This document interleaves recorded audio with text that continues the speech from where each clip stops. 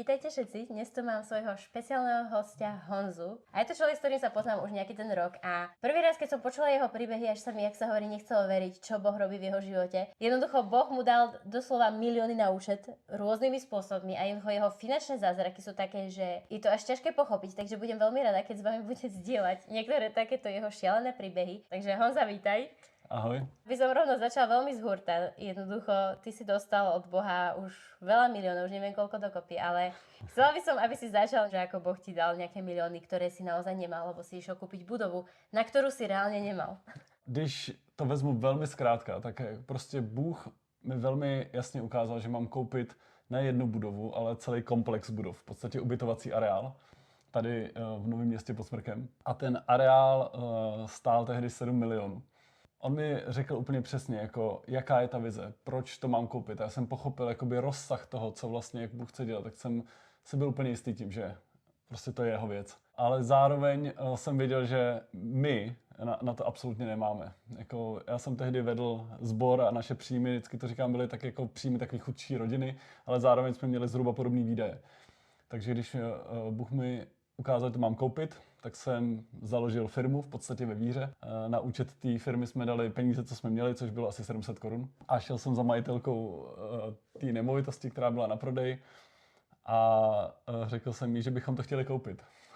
A tady je malé město, že každý zná každýho, takže ona tak jako se na mě koukala jako pobaveně a říká, aha, to je zajímavý, a to jsem jako nevěděla, že vy na to jako máte peníze, abyste koupili takovýhle areál nebo tolik peněz. A já jsem říkal, no jako nemáme. Ale Bůh mi řekl, že to mám koupit. A já si myslím, že když prostě Bůh něco říká, takže on i k tomu zajistí zdroje. Jak jsme se bavili, tak ona vstala a jak šla po místnosti, tak jsem viděl, že kulhá docela výrazně. Tak jsem se jí zeptal, proč kulhá. A ona řekla, že už několik měsíců má jak obrovské bolesti kyčle, že kvůli tomu ani nemůže spát a že už to vypadá jako na operaci. A tak jsem se jí zeptal, jestli bych se mohl za ní modlit. Za uzdravení. A ona mi to dovolila, tak jsem se krátce modlil v jménu Ježíše, aby byla uzdravená. Nic složitýho nebo dlouhýho. A v tu chvíli se nic nestalo, aspoň co si pamatuju. Ale druhý den jsem šel okolo a ona jako mě někde zahlídla a volala na mě, pane Salnekovič, a co? A ona, no nebolí. A já myslím, že byla tehdy úplně uzdravená. Je to žena, která věří v Boha, po katolickým způsobem, nebo tak. A najednou jsem viděl, jak se ten jako pohled, který jako ze začátku mi přišel takový trošku, jo, jdete kupovat tady jako, tak se jako změnil do takový, bych řekl, zvědavosti trochu. Jo. Prostě po tom, co zažila něco. Pořád jsme neměli ty peníze a já jsem tehdy řekl, bože, OK, půjdem do toho. Jako ten areál je v hrozném stavu a všechno, neměl jsem žádné zkušenosti, ale dal jsem takovou výzvu nebo podmínku, říkal, ale potřebuju, abys mi dal aspoň 7,5 milionu. Aby jsme měli jako 500 000 do začátku.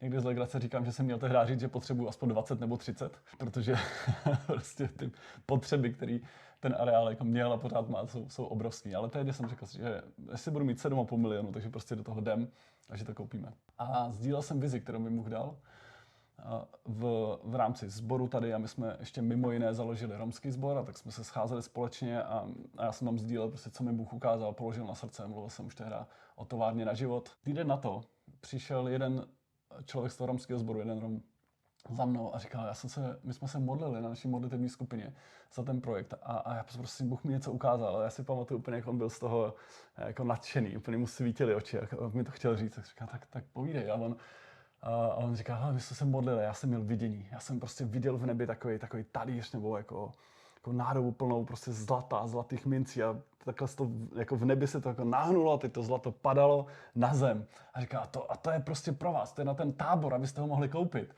Tak jsem říkal, děkuju, to je taky pozbuzující vidění, že jo? Tak jsem si říkal, že jako to je obraz toho, jako co Bůh chce dělat. Velmi brzo potom mě volal jeden můj přítel. A s tím, že prostě Bůh ho v noci zbudil. A že mu připomněl slib, který mu dal. A tenhle můj kamarád je podnikatel a on prostě nakoupil zlato. A nakoupil zlato, protože kdyby přišla válka nebo něco, tak když máte zlato, tak máte velký objem financí prostě v malém, nebo velké množství financí v malém objemu. Prostě vždycky se člověk nějak zabezpečí, že zlato prostě funguje, ať se děje cokoliv. Ale je to zbožný člověk a on říkal, jako cítil, že prostě nechce, aby primárně důvěřoval zlatu. Řekl, bože, OK, já chci důvěřovat primárně tobě a ne zlatu. A tak řekl, jestli někdo přijde a teď prostě jako udělá s Bohem takovou jako kdyby smlouvu, že prostě jestli někdo přijde a naplní tyhle ty podmínky, tak já prostě mu to zlato dám. A říkal mi, a Bůh mě v noci zbudil a připomněl mi ten slib, že on říká, že jsem mu to zapomněl. A že to našel někde, to jako vytáhl prostě, teď si to přečetl a že v tu chvíli věděl, že to jsem já. A že kvůli tomu vyvolá, jako že prostě teda fajn, že by mi to chtěl dát. A já jsem říkal, no to si dáš srandu, jako jsem z toho byl úplně hotový. A je to člověk, který prostě bydlí na druhé straně republiky, jak jsem sedl do auta a jel jsem tam. A prostě o pár hodin později jsme takhle seděli, jako sedíme spolu. A on prostě takhle vytáhl takový tubičky, prostě, v kterých byly zlatý mince. A takhle to začal jakoby tam štosovat přede mě a takhle to říkal, a to je prostě, to je tvoje, jako to ti Bůh dává. A já jsem do té doby snad zlatou minci ani neviděl, jako, že já jsem si myslel, že tam, jo, že to vidění, že to je nějaký obraz nebo něco, ale tam prostě reálně prostě přede mnou zlato. A já jsem ani nevěděl, co bych s tím dělal, tak jsme se domluvili, že teda to zpeněží a že prostě pošle mi peníze. A to bylo zlato v hodnotě 3,5 milionu korun. Potom, co jsem dostal peníze z toho zlata, netrval snad ani týden a volal mi starosta našeho malého města, který, jenom pro představu, abyste porozuměli tomu, že to je možná větší zázrak než s tím zlatem. Já jsem byl součástí zastupitelstva tady a prostě tohle město v té době mělo rozpočet na celý rok 4 miliony korun. Na všechno. Opravy silnic, domů, prostě všeho. A volal mi starosta, že se dozvěděl, že bychom měli zájem koupit prostě ten areál jako sbor. A že prostě město by nás v tom, že přemýšlel, že by nás město mohlo podpořit, že by nám dali půjčku 2 miliony.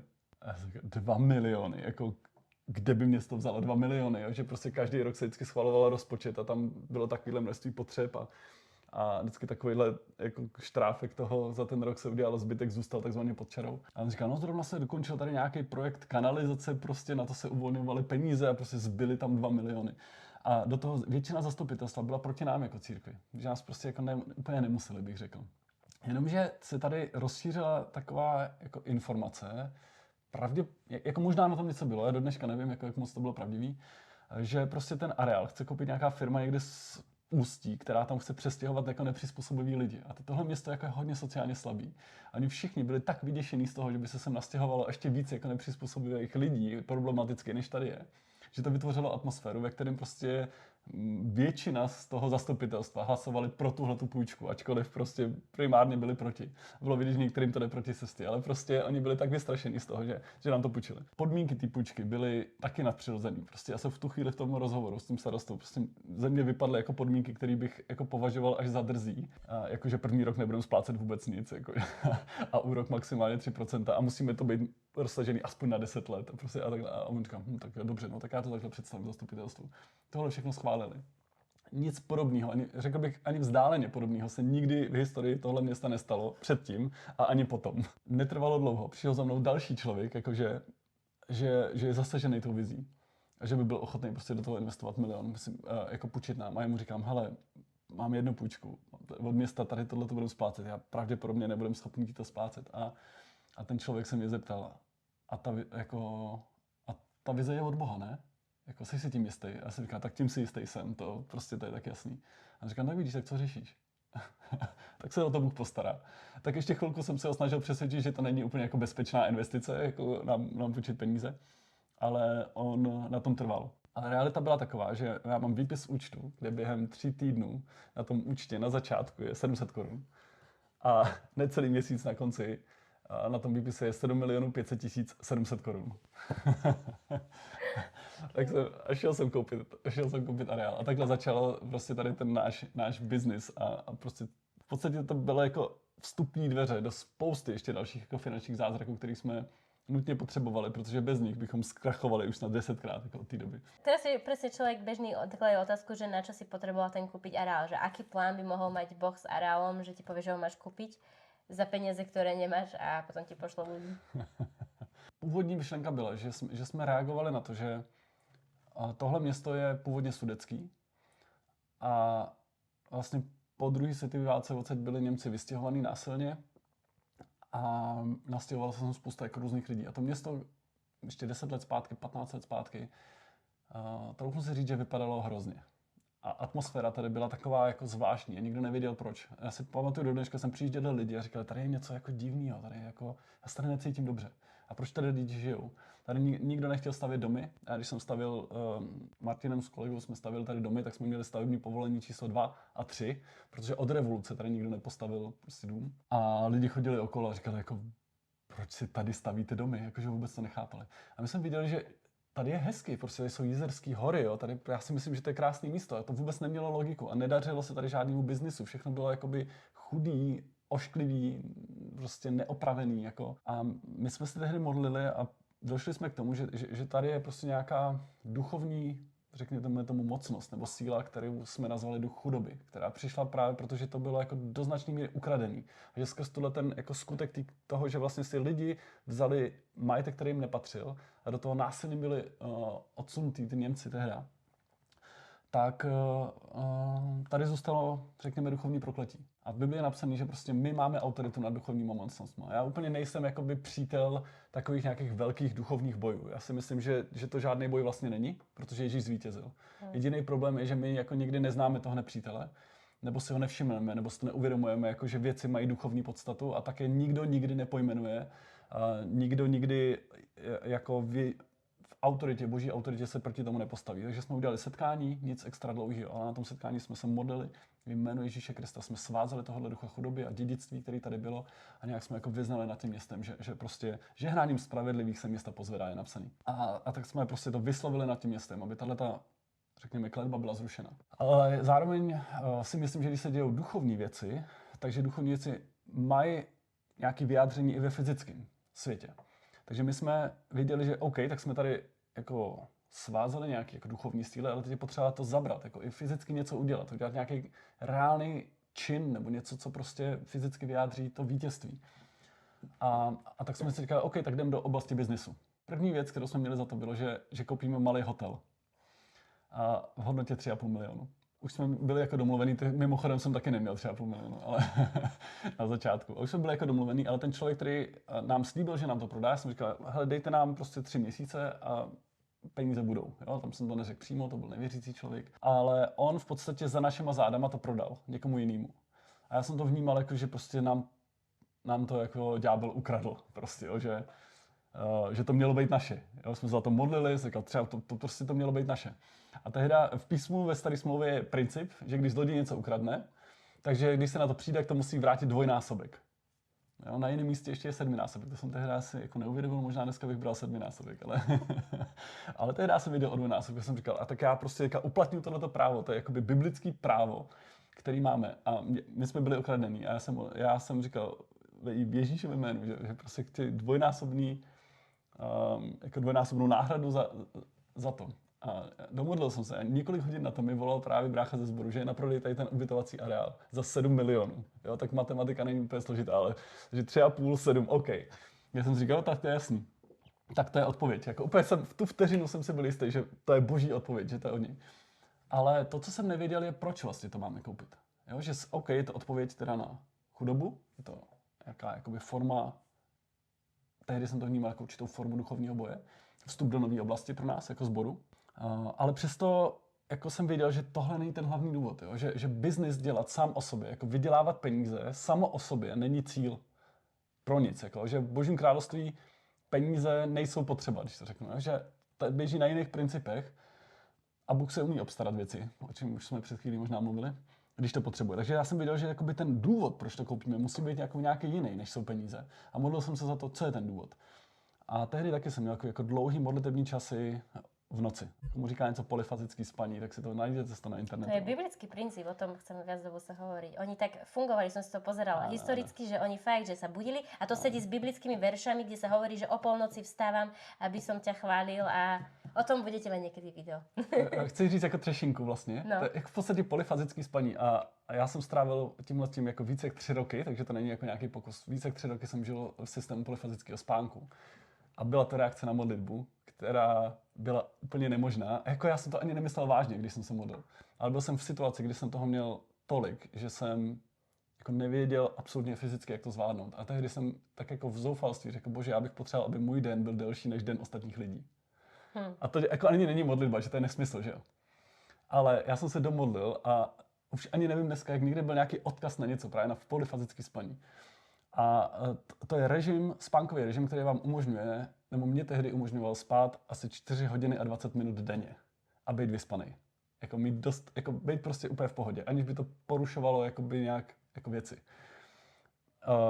Je to extrémně náročný a do dneška neznám nikoho, kdo by se na to adaptoval.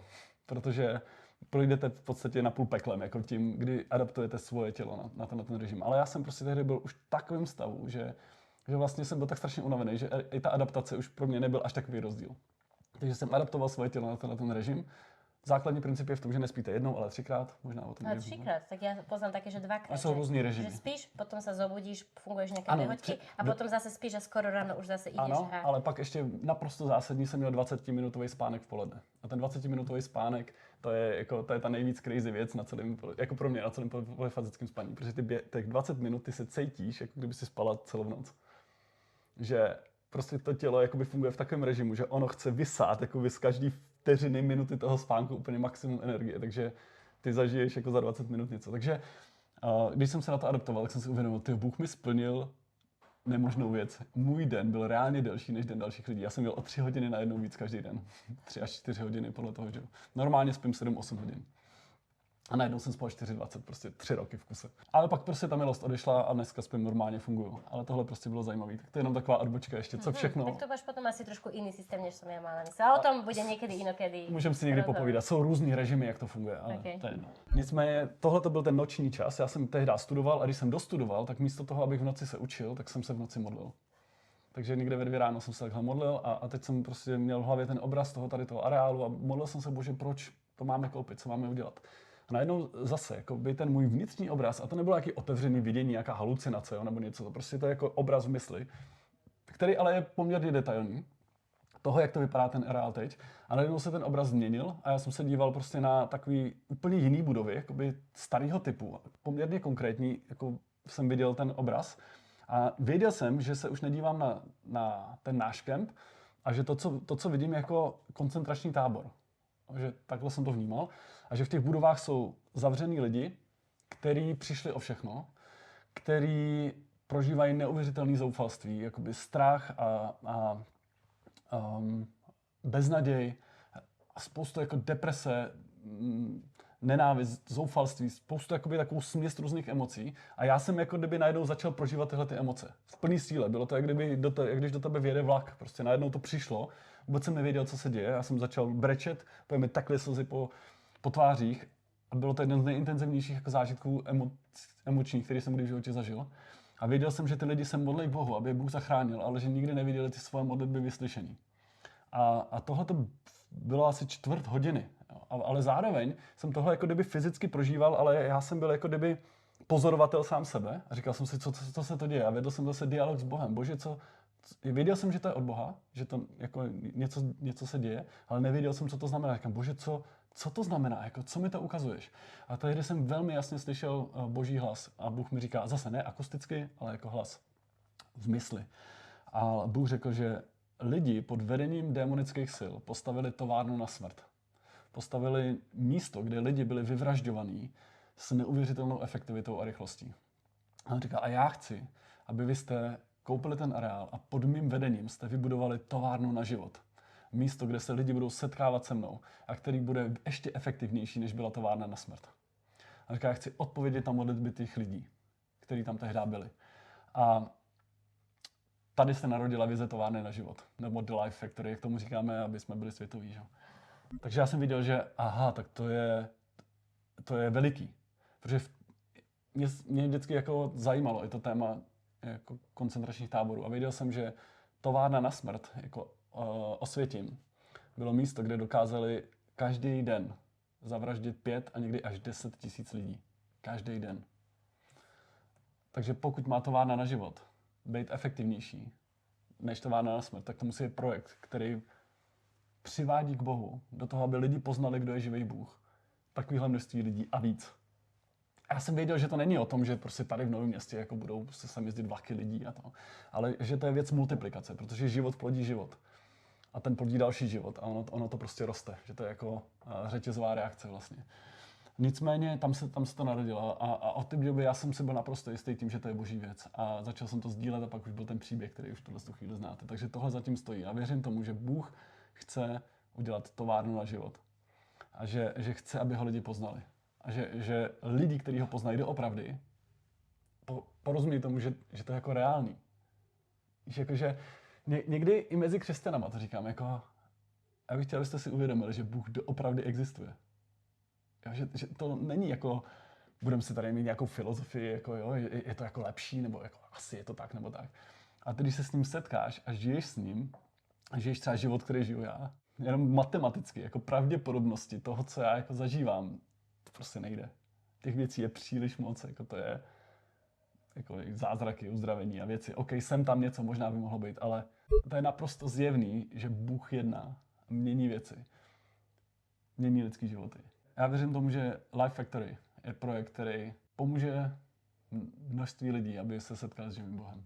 Tak to je ten příběh zatím. Za mňa to je úžasné to, že vlastne ty si sa modlil, ty si hľadal Božie kráľovstvo, že ty si nehľadal úplne, že neviem, svoj biznis nejaký, alebo jak si to aj sám povedal, že fakt ty si iba hľadal, aby Boh mohol konať a Boh vypočul tvoju modlitbu a dal ti, dobre, možno odpoveď, čo si nečakal, že v takom úplne, že väčšom rozmedzi, ale a vlastne ty si, ako som povedal, že si mal potom tých finančných zázrakov viacej, ale vlastne ja chcem iba poukázať na tú pointu, že vlastne, že tie veľké zázraky, ktoré sa dejú, sa dejú len preto, lebo ty fakt hľadáš Božie kráľovstvo a ty tam nemáš úplne iné motívy. Ja už ťa poznám nejakú chvíľu a keď to hovorím, tak to myslím akože vážne, nie iba teraz, lebo tu s ním robím interview. A mňa by teda také zaujímalo, že ináč čo sa týka tej Life Factory, ak si to dobre pamätám, že teda tam fyzicky bol ten koncentračný tábor v tých budkách, no. Já jsem si myslel, že podobně jak s tím zlatem, jako já jsem měl za to, že tohle to je jako boží symbolická věc. Jo?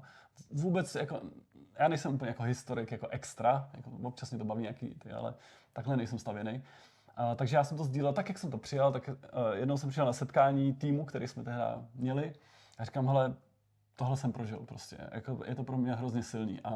A tady jste vyslechli, jeden člověk z toho týmu říkal, hele, a věděl se, že skutečně, že ten kemp byl využívaný jako v podstatě koncentrační tábor, nebo jako shromažďovací tábor.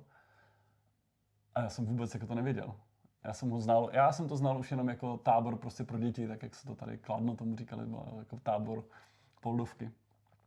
A začali jsme to zkoumat a zjistili jsme, že tohleto místo dokonce 2krát bylo využitý tady tím způsobem. Poprvé za války to postavené asi v roce 38 nebo 39, těsně před válkou. A za války byl jakoby pracovní tábor. Tady v Novém Městě byla fabrika, kde se vyráběly díly pro německé letadla prostě a tak, takže to byl jako pracovní tábor. Existuje mapa míst v České republice, pracovních táborů, které byly propojený s různýma koncentračníma táborama, které byly prostě v Polsku a takhle. A jsou, pokud víme, jenom 2 místa v celé České republice, které byly propojený s Auschwitz. To znamená s továrnou na smrt. Jedno z nich je Nový Město pod Smrkem. Našli jsme teďka zrovna relativně nedávno, ještě jsme našli jako jednu knihu, kde prostě byly nějaký jako odtajněný plány, které zahrnovaly bombardování.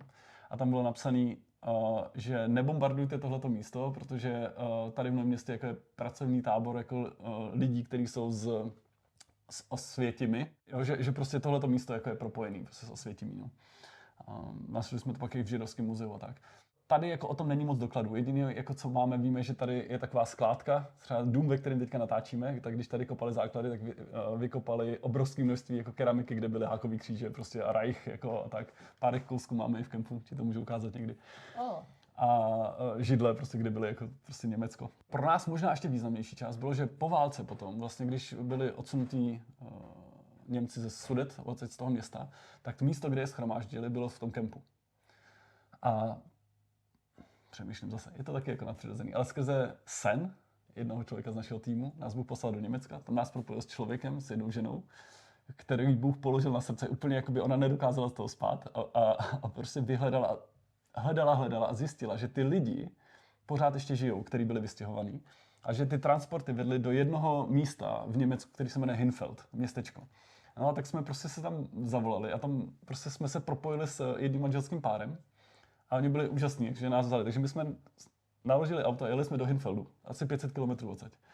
A tam jsme se setkali s původníma novoměšťákama, který nás vzali na místo, kde oni udělali muzeum Nového Města pod Smrkem a tam měli hlínu z Nového Města a maketu prostě tady místní rozhledny a dokumenty, které tady byly, třeba jako z radnice, která později byla spálená. A byli lidi, kteří zažili to, že když je vystěhovali, tak byli zavřený tady v tom kempu. A oni nám pustili diapozitivy a tam poprvé jsem zjistil, že ten kemp nevypadal tak, jak vypadá teď. Že na těch diapozitivech, a mám taky fotku, jak bych ti mohl ukázat, jsou domy, které vypadaly, a já když jsem to uviděl, tak jsem z toho byl úplně hotový, že to bylo přesně to, co já jsem viděl v tom svém vidění. Byly prostě takový dlouhý domy a jestli jste viděli někdy jako jaký záběry z koncentračních táborů, to přesně takhle to vypadalo. A takhle to vypadalo tady v tom našem kempu předtím, než to rekonstruovali v 70. letech. To byly dlouhý dřevěný domy a oni tam seděli 90letí muži, ženy, vyprávěli svůj příběh, jak tam byli zamčení, jak prožívali strach, beznaději, zoufalost. A oni u toho brčeli, my jsme plakali.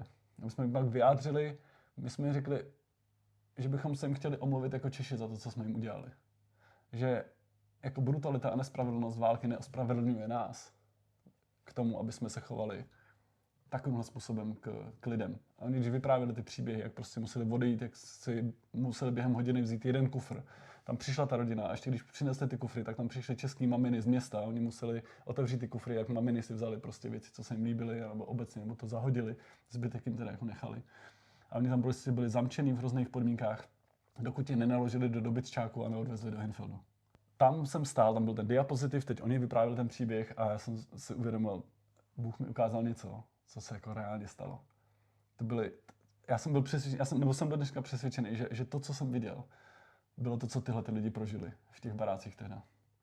Takže v podstate doslova Boh ti zjavil koncentračný tábor a povedal, že ho máš vlastne kúpiť, keď tak zoberieme. V podstatě, ano, jako řekněme pracovní tábor, jako bylo. Takže tady nebyly vyhazovací nebo něco, jakože, ale prostě tohleto místo, ten kemp byl propojen přímo s továrnou na smrt. Lidi z bylo to tak, že ne, že by lidi šli odsaď tam, ale z Auschwitz nebo z Osvětimi byl pochod smrti a ty lidi byli i tady. Prostě tohle místo bylo propojené přímo s továrnou na smrt. A to, co mě na tom přijde jako hrozně zajímavé, je, že to nebylo, že my jsme hledali v historii a zjišťovali něco a na základě toho, ale že první bylo to zjevení.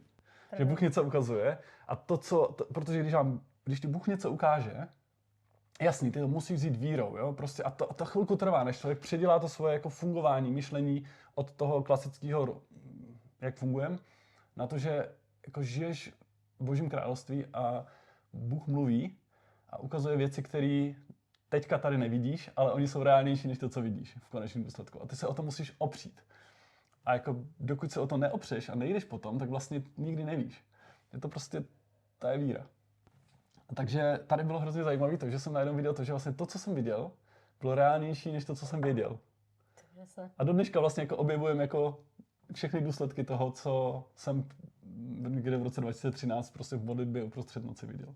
No a teraz je teda otázka, že ako konkrétne ideš ďalej s tou víziou továrny na život, keď teda Boh ťa doslova povolal, keď tak povieme kresťanským jazykom priamo, činiť učeníkov a v podstate je to pod tou víziou továrny na život.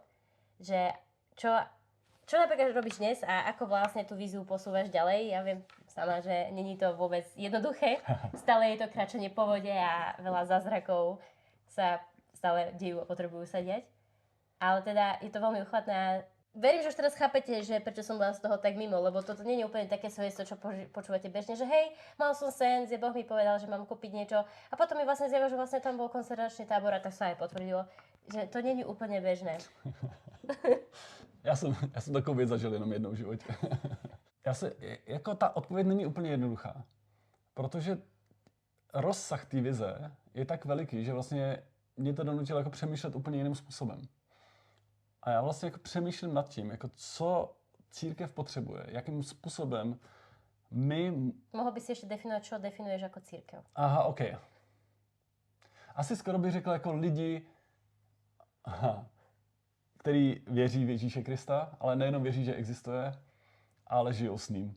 Znovu zrození, nově narození křesťané. Ty si tyhle ty věci vím, že tomu rozumíš, ale lidi, kteří žijou nový život, bych řekl z biblického hlediska. Biblický křesťané. Biblický křesťané možná. Protože to je podle mě jako reálná církev. Že se tady nebavím o organizaci. Je mi jedno, z jaký je kdo denominace nebo církve, jestli to je prostě úplně cokoliv. Já mám hrozně rád jako lidi, ať už je katolický prostředí, jako jakýkoliv prostředí. Pokud ty lidi žijou s živým Bohem, a někdo ví víc, někdo je víc charismatický, někdo míň, ale to je úplně jedno. Jako já jsem prostě zažil lidi, kteří jsou z tradičního prostředí, ale žijou tak živou víru, že pro mě to je inspirace v mnoha oblastech. Takže tohle bych řekl, že je církev. Jako, jo, není to organizace, je to... A nemyslíš nikoho konkrétného? Nemyslím nikoho konkrétního, přesně tak to je. Jakože obecně. Co křesťané potřebují, možná bych řekl než církev. Co křesťané potřebují k tomu, aby lidi v naší zemi mohli poznávat Boha. Takže to je jako víc než o tom, že bych se snažil právě vytvářet nějakou jako organizaci a teď prostě tady jako systematicky krok za krokem nějak jako se snažil něco šířit, tak víc přemýšlím jako v tom, že bych chtěl, abychom měli nástroje, který může každý křesťan použít, když bude chtít, a vybudovat něco, co dává život. Vybudovat, možná bych tomu řekl, takový buňky života. Jo, že život je něco organického, co jakmile se někdy uchytí, tak to roste dál. Takže my toužíme potom prostě přinášet věci, inspiraci, budovat, podporovat lidi, kteří začnou žít to, k čemu je Bůh povolává. Takže jako možná na první pohled to nemusí být jasný, ale třeba teď že byla si tady na konferenci, kterou jsme dělali, a ta konference je o domácích církvích. Církvi, která může být doma. A já jsem fascinovaný tím konceptem. To je takzvaná biblická církev, o které čítáš v Biblii v Skutkoch apoštoloch. Přesně tak, jako, že já jsem najednou začal vidět něco, co jsem jako možná většinu života neviděl. Vždycky byly nějaké jako skupinky křesťanů, kteří se setkávali doma. OK. Ale najednou, když vlastně čistě teoreticky jako vymažu nedělní setkání, velkých jako církevní setkání, a představím si, že vlastně to všechno, celý ten život probíhá v té domácnosti, a v té domácnosti probíhá úplně všechno. Od vyučování, modliteb, křtu, večeře Páně, úplně všechno. A představí si, že tohle je setkání církve. Tak za prvních 300 let církev neměla žádnou budovu. Většina setkání byla prostě v domácnostech a šířilo se to jak divoký oheň prostě všude a nepotřebovali k tomu nikdo ani organizace, ani budovy, ani nic. To začalo až daleko později. Takže ano, ty jsi říkal, jako tohle je původní forma křesťanství. Ano, jako Bible sama píše, nebo v Bibli samotný, když Pavel píše, tak říká, pozdravujte ty v domu tom a v domu tomhletom. Prostě scházeli se v těch jednotlivých stacích, domech, tak jak to bylo. A velmi přirozeně. A další věc je, že když se podívám na novou smlouvu, nový zákon, tomu běžně lidi říkají, ale myslím si, že to je nová smlouva, kterou Bůh zavírá s člověkem. Dívám se do nové smlouvy na to, jak by to vlastně mělo vypadat, když se křesťané sejdou. Tak to daleko víc vždycky zapadá do konceptu setkání, kde se lidi navzájem znají, kde je spíš jako menší skupina, kde si navzájem slouží, že to není o nějaké silné osobnosti, která se snaží, která jako vyučuje všechny ostatní jenom primárně, ale že to je o lidech, kteří se o sebe navzájem starají. Takže podle mě to je nejenom jako historicky přesnější, jako, nebo původní v tomhletom smyslu, ale já si myslím, že i biblicky to daleko víc odpovídá tomu, co tam je. A já nejsem proti jako jakýmkoliv formám, ale řekněme, jsem nadšený z toho. A jsem z toho mimo jiné nadšený, protože to přesně zapadá i do vize továrny na život. To je koncept, kdy můžete začít církevní setkání doma ve 2, ve 3. Tak Ježiš povedal, kde sú 2, 3 v mojom mene, tam som aj ja. Přesně, vidíš, jako on o tom mluvil, jakože, ale zároveň je to v podstatě nekonečně škálovatelný koncept, protože každý někde bydlí. Každý může jako mít to místo a přizvat tam dalších 5, 10, 15 lidí. Někdo má velký dům, tak to může vzít 20, 25. Jo. Ale a oni se můžou sesíťovat, můžou spolupracovat, ale nebo taky nemusí. Každý z nich je úplně jiný. Jako, každá ta domácnost, každá osobnost je jako jiná. A najednou máte neuvěřitelnou jako variabilitu toho, jakým způsobem lidi žijou s Bohem. A když někdo uvěří někde, tak prostě říká, hele, já znám tam ty a ty jsou přesně jako ty prostě to jsou motorkáři a jako ty řeší v půlce toho setkání jenom samý motorky, tam se ti bude líbit, pokud jsi motorkář, jo? A nebo někdo je umělec, někdo je doktor, někdo je sportovec, jo? A nebo někdo je prostě mladý a někdo už řeší jiné věci, protože prostě je se starším věku a tak bude s lidma. A najednou jako se nesnažíte prostě všechno to lepit dohromady, ale je to koncept, který umožňuje neuvěřitelnou variabilitu. A OK, můžeme se sejít, jakoby všichni společně, je to super, ale nemusíme, ani nutně. Najednou nepotřebujete placený pastory, když na to přijde, nebo nějaký vedoucí. Najednou nepotřebujete budovy. Najednou nepotřebuješ obrovské množství organizačních jako věcí, které, když chcete udělat setkání pro více, jak dejme tomu 50-100 lidí, tak to je organizačně neuvěřitelně náročný. Ty energie, co dáš jenom proto, aby to setkání samotné se mohlo stát. Peněz, jako všeho, talentů lidí. A to všechno vlastně my můžeme investovat do sebe navzájem. A do toho, aby jsme přizvali další. A přizvali je do toho, kdo je Bůh. Pomáhali jim to ukázat v obyčejných životech, v běžných věcech.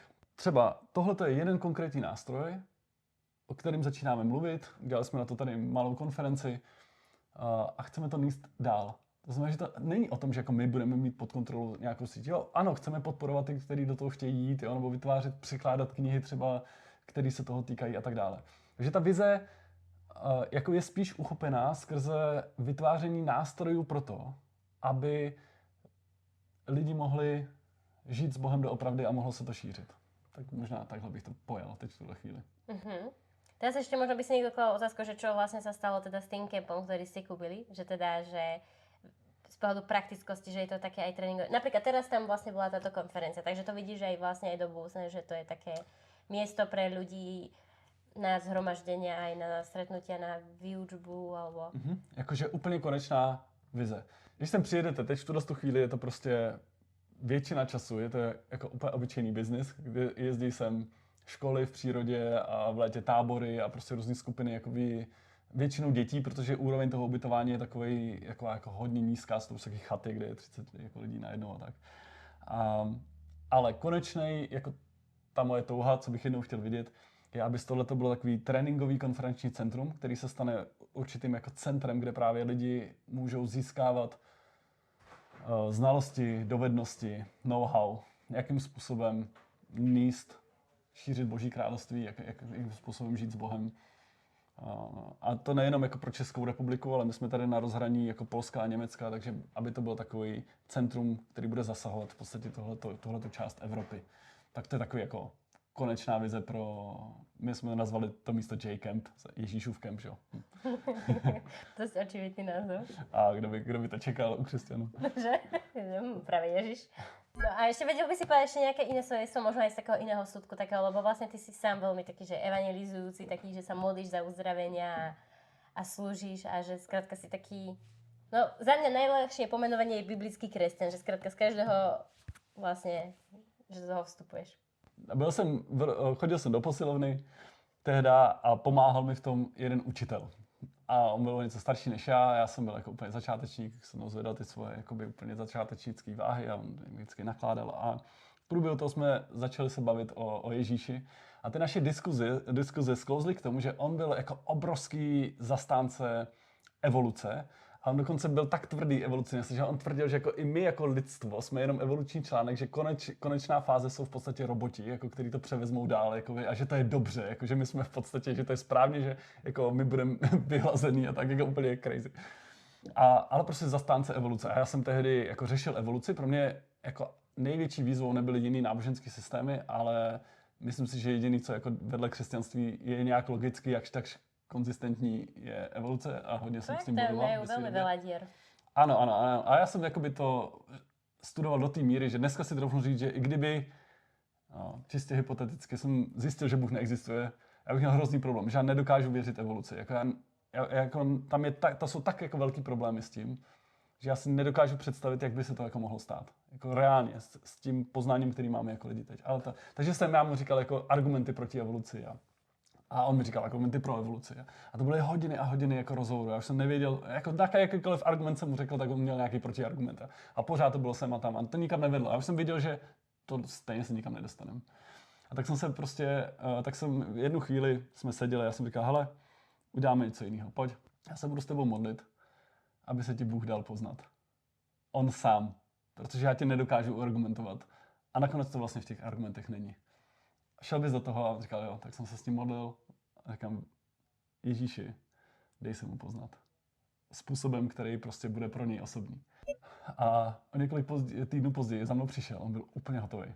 Úplně hotový. Říkal, hele Honzo, já vím, že Bůh je. A já jsem říkal, co se stalo? Co se stalo? Takže ta změna byla prostě, najednou, jak jsem říkal, já vím, že Bůh je. A on mi říkal, hele, já jsem seděl doma u počítače. A tehdy ještě byl jako počítač, monitor prostě a to. Zazvonil mu telefon, takže on šel pro mobil A v tom mobilu byl jeho táta, jakože mu volá jeho táta. Tak to zvedl a říká, čau tati. A najednou se ozval, halo? Co to je? A on říká, no voláš mi, ne? Tak jako co potřebuješ on? No ale já ti nevolám. Já jsem tady u počítače a já tě slyším z beden u počítače. A on říká, počkej, to je blbost, já tě tady mám normálně na telefonu. Tak ten jeho táta říká, počkej, tak já se jdu podívat, jestli. Tak jeho táta šel vedle do místnosti, zjistil, že tam je ten jeho telefon, ale že je vypnutý. Tak se vrátil zpátky a říkal, počkej, jak na mě jako mluvíš? A říkal, no já tě mám normálně v telefonu. Říkal, a já tě ale slyším z beden u svého počítače. A ty si ze mě děláš srandu, nebo co to je za blbost? A to položil to. A teď prostě mu to vrtalo hlavou, jako co se stalo. A tak volal prostě, normálně zavolal svým kamarádům na univerzitu, jakože jestli to jako vůbec je technicky možný, aby se to stalo. A my se mu všichni vysmáli, jakože zkoušel tak různě a všichni mu říkali, to je blbost, prostě si vysmáli. A on říkal, je jeden jediný člověk na světě, který jsem věděl, že jako nelže, že prostě se mě nedělá srandu a to je můj táta prostě, jakože jako on věděl, že prostě tohle se stalo. A když jako prozkoumal všechny možnosti, jak to čistě jako technicky mohlo být, tak říkal, že si najednou uvědomil jednu věc, že Bůh mu skrze techniku, kterou on měl za Boha, ukázal, že on je víc. Tak to... A on pochopil, že tady je něco víc než nějaká jako lidská technologie. A vlastně mu to došlo. A uveril? Ne. Respektive ale to takhle. tak často, no. Jakože, a to je totiž ono, tam bychom si museli říct, co znamená uvěřit. Jo, uvěřit No, neznamená, v mojom že... iba nie uznať existenciu. Uveriť Přesně, je nasledovať v přesně, mojom kontexte. přesně. Ale, dobre, ale uveril v takom kontexte, že aspoň uznal existenciu. Uznal existenci Boha, ale měl Ale nestal sa ve svém učeníkom životě Ježiša. věci, který se nechtěl vzdát, aby šel za Bohem. A on se potom odstěhoval, ztratili jsme kontakt. Já jsem to chtěl ještě jako to. Takže nevím, jak to s ním dopadlo, ten jeho příběh, třeba se Bůh ještě nikdy najde. Ale on věděl, že už to není otázka toho, jestli Bůh je nebo není, ale jestli on je ochotný. A teda, čo by si možno tak človeku povedala na záver, presne v tohto kontexte, že zaplatiť cenu, lebo za mňa, že čím viac človek sa vie vydať Bohu, tým viac si ho Boh môže si ho pripravuje, ale o to viac si ho vlastne vie použiť, že za mňa aj tie finančné zázraky a tak, lebo za mňa človek, ktorý chce iba svoje vlastné kráľovstvo hľadať a budovať, tak jednoducho z môjho pohľadu Boh tam nemá dôvod, prečo robiť zázraky takého typu. Skôr človek si to vie možno inými svojimi zlými spôsobmi nejako doceliť. Skoro bych řekl, že Bůh dokonce je proti tomu. Áno. A tak asi sa to nestiahuje na každého, lebo tak máš veľa ľudí, ktorí robia zlé veci a sa im darí z tohto kontextu. Skôr podľa mňa, keď niekto hovorí, že je kresťan a až časti to myslí vážne, ale zároveň začne naháňať svoje veci, tak ja si myslím, že tam vie občas Boh dať stopku, vyslovene. Ale tiež by som povedala, že je to pravidlo, lebo zase máš aj iné príklady tzv. Kresťanov a robia zlé veci a majú dostatok financií. A taky existují ale duchovní síly, které nejsou od Boha, které můžou zajistit dostatek financí, ale z jiných zdrojů. Jo, takže jako... Já bych možná ti odpověděl takovým příběhem, který říkám lidem, kterým vysvětluji, co to znamená uvěřit. Jo? To je dobré, no? A myslím si, že to s tím souvisí. Řekněme, že nějaký člověk vůbec neví nic o Ježíši. Nikdy v životě o něm neslyšel. A představme si, že život toho člověka je jako auto, který má. Mám svoje auto, mám svůj život. Jedu si v tom svém autě. A najednou potkám stopaře. Ten stopař se jmenuje Ježíš. Mává na mě, nikdy jsem ho neviděl, mám místo v autě, proč ne? Z jakýhokoliv důvodu zastavím mu a řeknu, hele pojď, otevřu tady dveře u spolujezdce a on si tam sedne. A tohle je místo, kde se lidi dozvědí o Ježíši. A já říkám si, hele, to je zajímavý, jako chci o něm vědět víc. A někdo dokonce řekne, Ježíši, přijď do mýho života. Udělá takovou odvážnou modlitbu. A Ježíš přijde vždycky. A on začne mluvit. A tak je to jako když jedeš tím autem a mluvíš s tím svým spolujezdcem. A tak se povídáte o životě a on ti položí jednou třeba otázku, a kam vlastně jedeš? Ty zjistíš, že vlastně úplně jako nevíš. A on říká, hele, a co kdyby si zkusil zatočit tamhle doprava? A to bude lepší, ty si chtěli tady tudy, ale když zatočíš tady, tak to bude lepší, to uvidíš. A ty si říká, zajímavý, jako, tak zkusím to udělat, tak on říká, zatočíš doprava, cesta je lepší. A takhle se to jako opakuje xkrát. A v jednu chvíli si uvědomíš, že on ví líp, jak a kam vlastně máš dojet, než ty, který to řídíš. A tak si řekneš, hele, Ježíši, co kdybychom si to vyměnili? A uděláš rozhodnutí, který podle mě znamená doopravdy uvěřit. Uvěřit znamená, že já dávám kontrolu nad svým životem Ježíši. Je to jako když vyjdete z toho auta A prostě ten z toho sedadla spolujezdce se stává tím řidičem a ty si sedneš na místo spolujezdce ve svém vlastním životě a on jede. A jasný, občas máš tendenci mu sáhnout do řízení a tak. Děláme to všichni, tomu se říká, že občas řešíš. Ale nový stvoření, nový život je život, kdy na tom primárním místě sedí Ježíš a on je ten, který vede můj život. Takže znamená, že už to není o tom jenom, co já chci, ale já všechno řeším s ním, kam pojedeme, co budeme dělat. Aha, tohle chceš dělat, tak kde na to vezmeme? Chceš koupit kempku, bože, 7 milionů? Chci se oženit, jako já chci manželku od tebe. A Bůh mi ji dá. Jo, a Boh jí dal. A Bůh mi ji dal, to je zase jiný příběh, ale úžasný příběh. Já jsem dostal manželku od Boha, jako reálně. Tak jako super. A najednou začneš žít život, který je do značné míry nadpřirozený. A to neznamená, že všechno bude dobrý, že budu bohatý, šťastný a nebudu mít žádný problémy. Někdy bych řekl, že skoro naopak. Jo, jako křesťanský život není o tom, všechno bude růžový, krásný a snadný. Ale je to život s Bohem, který má nějaký smysl. Zažíváš věci, které bez něj by nebylo možné zažívat. No to si zhrnul veľmi dobre. Takže ak niekto, čo pozeráte toto video a ste sa ešte nerozhodli pre Ježiša, chcem vás do toho pozbudiť, zaplatiť tú cenu, odovzdať mu celý svoj život, ale potom získate o mnoho viac. Získate Božie kráľovstvo a s ním vzťah a potom ten život doslova naozaj není nuda. A ještě můžu?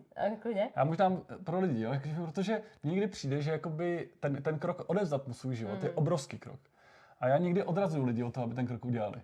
Pokud to nemyslí vážně. To je ako vstúpiť do manželstva, že tak povedať jako... áno je ľahké, ale rozhodnúť sa je ťažké.